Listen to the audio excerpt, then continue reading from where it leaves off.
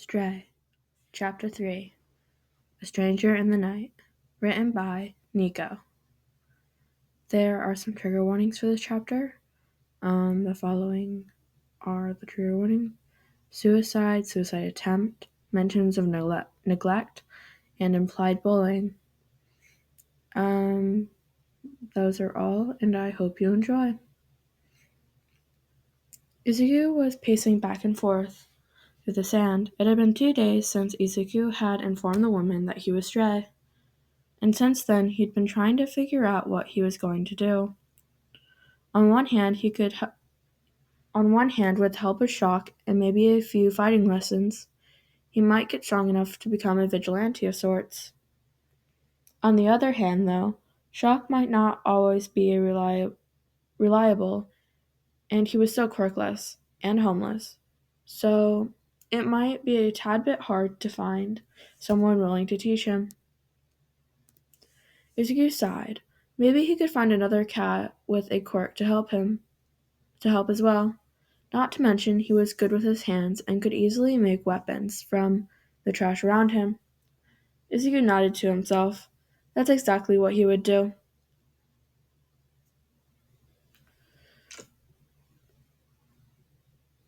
First, he would make simple but durable weapons and test them out. He would go from there. Calico, came in an incredibly deep voice from behind him. Izuku jumped and whipped around, looking for the source of the voice. All I could see, though, was the usual cats milling around. Calico. There it was again! This time Izuku had been watching the cats and was able to see that one of the calico cats, its mouth open. Is that your quirk, little fella? Izuku strolled towards it, scooping it up in his arms. Can you speak? He asked. The cat just looked at him before reopening its mouth. Calico. Izuku sighed. So they could only say Calico. Calico. Cool. With that, Izuku pulled out one of his few notebooks, though he had a bunch of half-destroyed ones from the dump, and started to design his weapon. It was difficult because he didn't have exactly the right resources, and he has no idea what he was doing, so a baseball bat and a few knives would have to do for now. Finding those things were easy to do. Trash dump for the win. So now he was trying to figure out what he could wear. He had a simple but durable black pants that would work,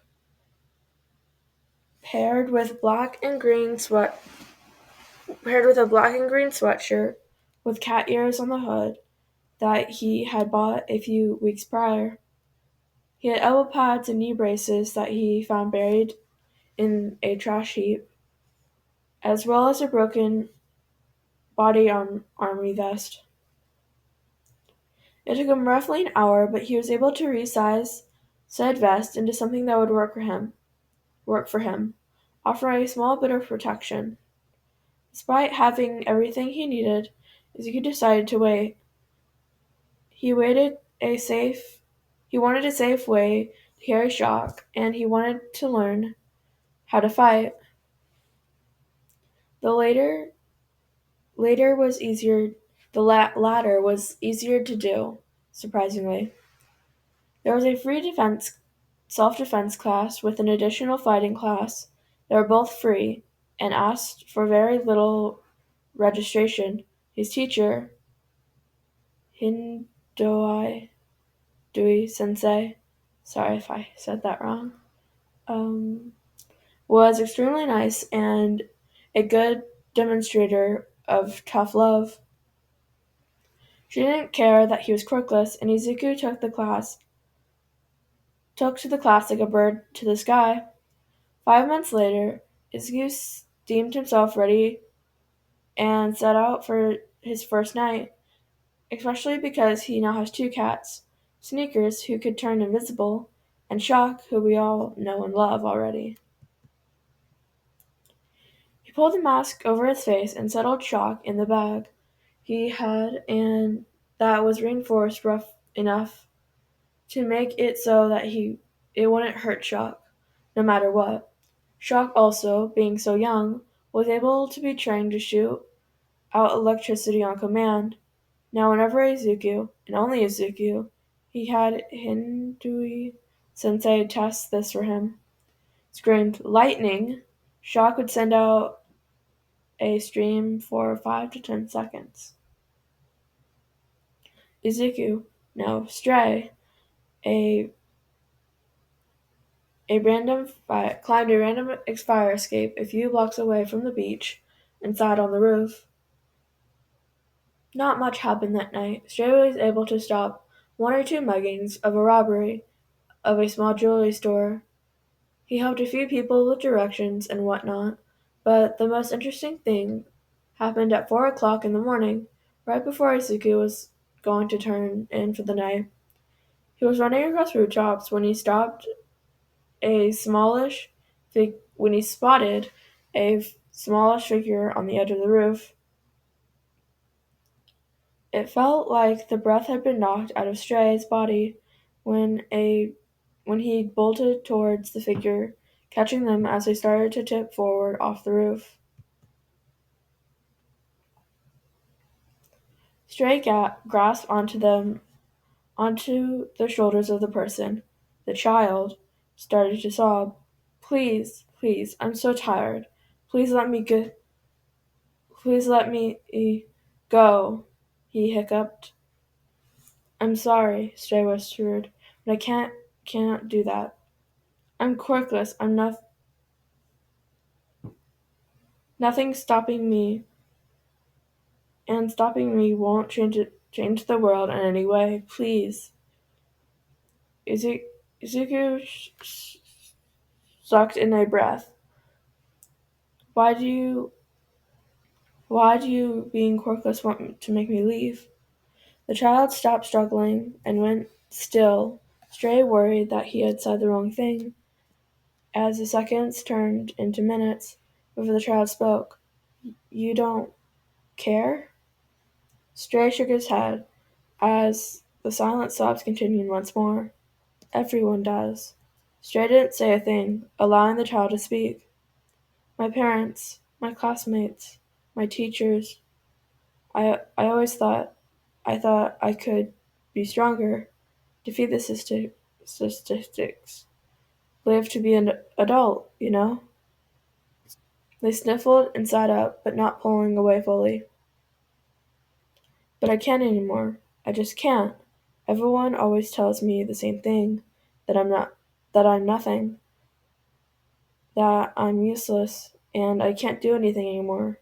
I'm just so tired of everything. I'm tired of everything," they said, sighing. "Thank you for listening. People never listen once they learn I'm quirkless. My name's Hana. What's yours?" Stray was silent for a moment, contemplating what to say. "Stray. My name is Stray." Hana nodded and gave a slight laugh. "Oh, this is surreal," she laughed. 10 minutes ago I was going to kill myself, and now I'm having a civil conversation with a vigilante who I just poured my heart out to. Wait, is that a cat?" Hana's focus was now on Shock, who was peeking her head out of the bag, staring up at both of them. Stray fully let go of Hana to before pull out Shock before handing her over to Hana, who gave a small smile. "I always wanted a cat. They don't judge you like humans. My parents couldn't care less. Had a dog for a short period of time. Brought it home one day to keep it for almost a full year before it died. My parents gave me a weekly allowance. I don't know why, but I think it's because it was their way of apologizing for never really raising me." Han- Hana hummed, and Stray could tell she wasn't fully back in the game. If the glance to the side of the rooftop was anything to go off. That year, Hana sighed, a faraway look in her eyes, as She mindlessly pet Jock. That year was one of the happiest one of my life. Having Coco with me, it made me feel like human, I supposed. Animals don't judge. They don't, 'cause people problems like humans do. I always thought that if it was just Coco and I'd be okay. I'll be okay. And now look at me. Hana laughed. Would you like a cat? Stray said unsurely. I mean, yeah. I just haven't found one that's willing to let me pet it. And I don't want to go to the shelter for one, Hana said, tilting her head. Shock isn't the only cat I have. I could call them and maybe you could find one that you like. Really? You would do that for me? Hana sat up straighter. But why? Hana asked after Stray nodded. Nobody is ever willing to do anything for me. Let's just say I know what it's like to be in your shoes. Cats helped me a lot too. Now I am returning the favor to others by helping others. Hana nodded. I just know the right cat for you too. His name is Bo, and he's the friendliest cat you ever meet. He'll love you. How are you gonna get him? I mean, leaving someone who quite literally just tried to jump off a roof might not be the best idea. Hana laughed again. Oh, don't worry, Mrs. Whiskers will get him for me.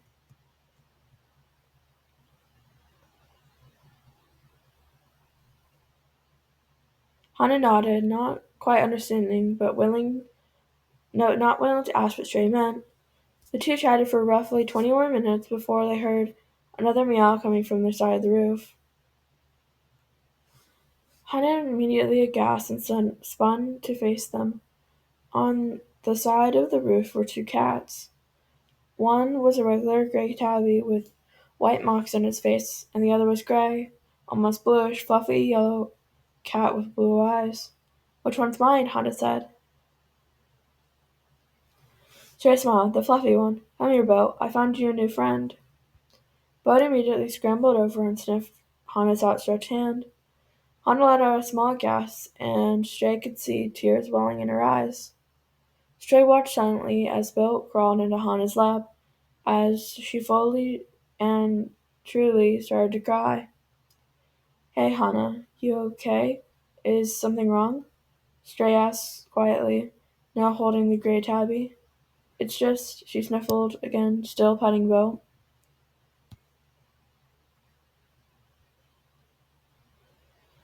Nobody's ever done this for me, or cared this much. It's nice. I'm going to miss talking to you. Why would you say that? We don't have to stop talking. If you ever need someone to talk to at any time, I'm a full-time vigilante, you know. Stray was cut off by his Hana laugh. As I was trying to say, if you tell about here, go get Stray, or something, he'll come find me, and we could talk. I would always come unless I'm doing something else, like shopping or fighting crime.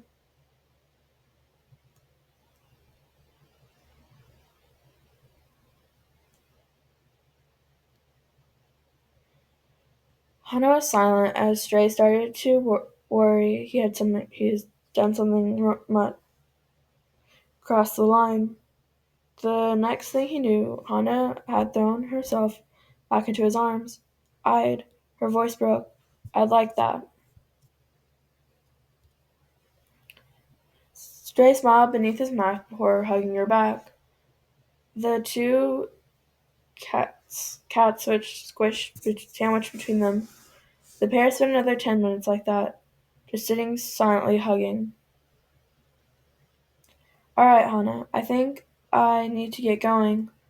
Are you okay? Stray questions, pulling her back into her tear-free streak.